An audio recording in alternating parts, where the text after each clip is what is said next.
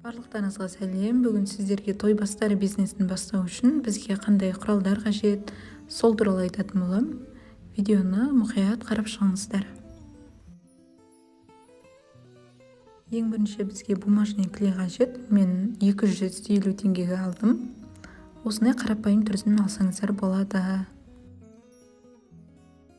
Екінші бұл қайшы. Кез келген түрі жарай береді. Ең бастысы жақсы қиса болды. Және бізге горячий клей қажет. Горячий клей не үшін қажет деп ойлайтын болсаңыздар, бізде кейбір бомбоньерге шоколадный оберткаларына стразы жапсырамыз, немесе үкі. Сол кезде осы горячий клейдің көмегімен жапсыратын боламыз. Одан соң бізге лента қажет. Лентаны негізі әр түрінен алып қойсаңыздар болады. Бұл бізге кейбір бомбоньеркалардың басын біріктіруге қажет, немесе растяжкаларды осы лента арқылы өткіземіз. Осы лента мендегі 4-5 мм жобамен, бірақ оның ені үлкендерін алсаңыздар да болады. Келесі бізде дырокол, яғни бұл қағаздарды домалақ қылып қиюшы, яғни растяжкаға қажет, бомбоньеркаға қажет. Ең бастыларына тоқталсақ, бұл бізде глянцевая фотобумага. Негізі бомбоньерке жасауға 200-210 граммдық фотобумаганы қолданасыз. Бұның ішінде 50 штук болады. Шамамен бағасы 1050 теңге.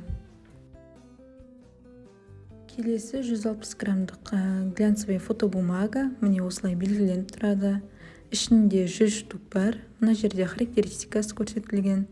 Жалпы бұл глянцевый фотобумаганы шоколадтың сыртына, оберткасына, немесе кесенің оберткасына қолданамыз. Бағасы шамамен 1200 теңге.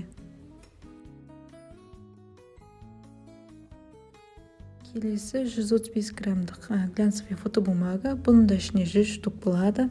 Немесе 130-дықты алсаңыздар да болады.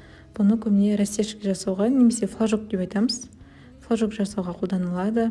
Бағасы шамамен 1200-1300 теңге. Барлығы сіздерге түсінікті болды деген ойдамын. Егер сіздерге видео ұнаса, лайк басып, подписка жасаңыздар.